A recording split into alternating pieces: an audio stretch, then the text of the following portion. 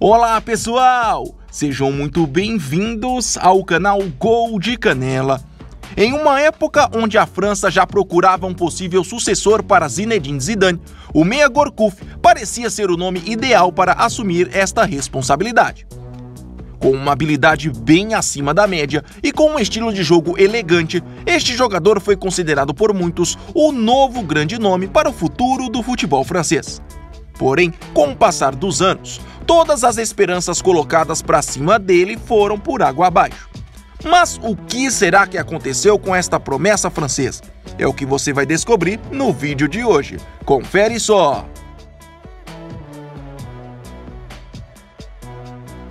Filho do treinador e ex-jogador francês Christian Gourcuff, Johan Miguel Gourcuff nasceu em Ploumeur, na França, no dia 1º de julho de 1986. E desde pequeno sempre mostrou um potencial acima da média. Com apenas 6 anos, o jogador deu seus primeiros passos no futebol no Lorient, equipe na época treinada pelo seu próprio pai.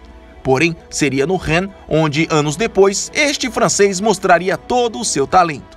Lançado aos profissionais pelo treinador romeno Laszlo Bolin, o mesmo que havia trabalhado de perto na formação dos portugueses Quaresma e Cristiano Ronaldo no Sporting, Gourcuff tinha apenas 17 anos quando fez as suas primeiras partidas oficiais, em 2004. Já na temporada seguinte, vestindo agora a camisa 10 do Rennes, foi uma das principais revelações do campeonato francês, anotando 6 gols e ocupando um lugar de destaque na construção e no equilíbrio de jogo da equipe vermelha e preta.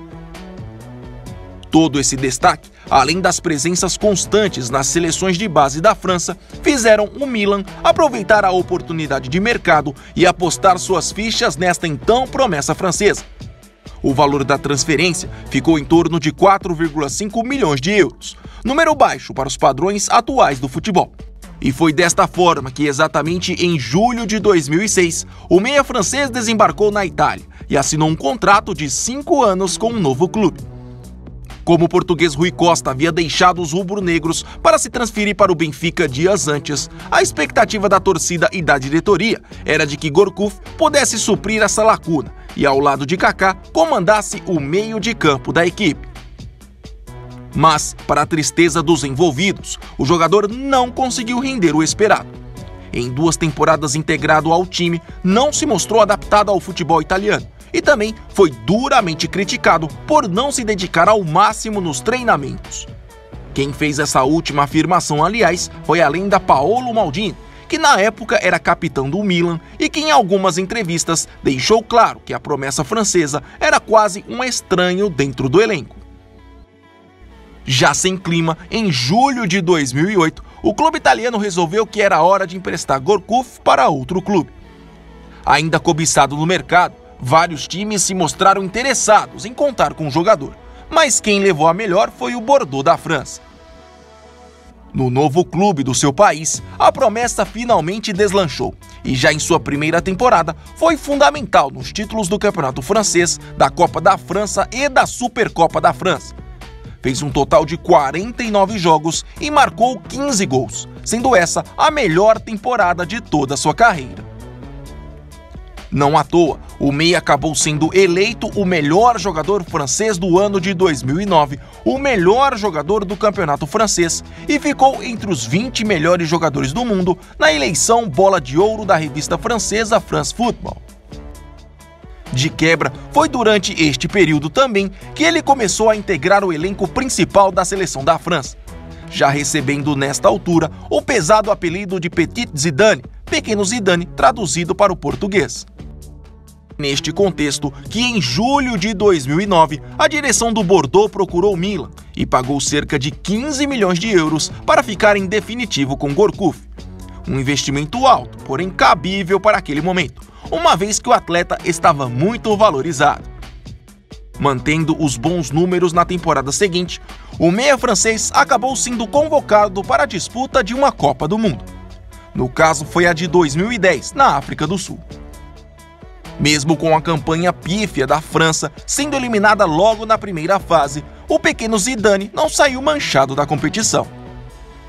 Prova disso foi que exatamente 2 semanas depois da Copa, o Lyon não mediu esforços e desembolsou 22 milhões de euros para ter o jogador em seu elenco. Naquela altura, ainda com 24 anos, ele parecia ser uma boa aposta visando o futuro da equipe. Aprovado nos exames médicos, Gourcuff acabou assinando um contrato de 5 anos. Sua estreia já foi em agosto, em um jogo contra o Montpellier, válido pelo campeonato francês. Porém, os meses foram se passando e aquela que parecia ser uma ótima contratação foi, na verdade, o início da decadência da carreira do jogador.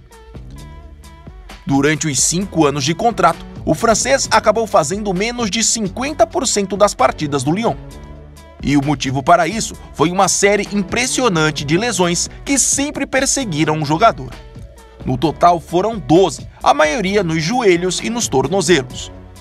E foi assim que, já desacreditado por muitos, que em julho de 2015, o pequeno Zidane, pela primeira vez na carreira, ficou sem um clube para jogar. Estas férias forçadas para Gourcuff só chegariam ao fim em setembro daquele mesmo ano, quando seu ex-clube, o Rennes, lhe abriu as portas para um recomeço. Por lá, mesmo sem atuar com regularidade, acabou mantendo um contrato de 3 anos. Fez um total de 53 partidas e chegou a marcar 7 gols pela equipe rubro-negra. Já em julho de 2018, se transferiu para o Dijon, naquela que parecia ser sua última esperança de poder mostrar para o mundo que poderia ser possível deixar as lesões de lado e retomar sua carreira normalmente. Mas, infelizmente, 6 meses depois de sua chegada, o jogador foi dispensado pelo clube francês, depois de alguns problemas nos joelhos. Desde então, Gourcuff está afastado do futebol e da mídia. Sem expectativa de retorno aos gramados, aos 33 anos, ele tem se dedicado à prática do tênis, segundo a imprensa francesa. Esporte esse onde havia se destacado na adolescência e que por pouco não se tornou profissional. O que se espera agora é que este personagem recente do futebol francês possa se recuperar e, quem sabe, siga sua vida bem longe de qualquer tipo de lesão.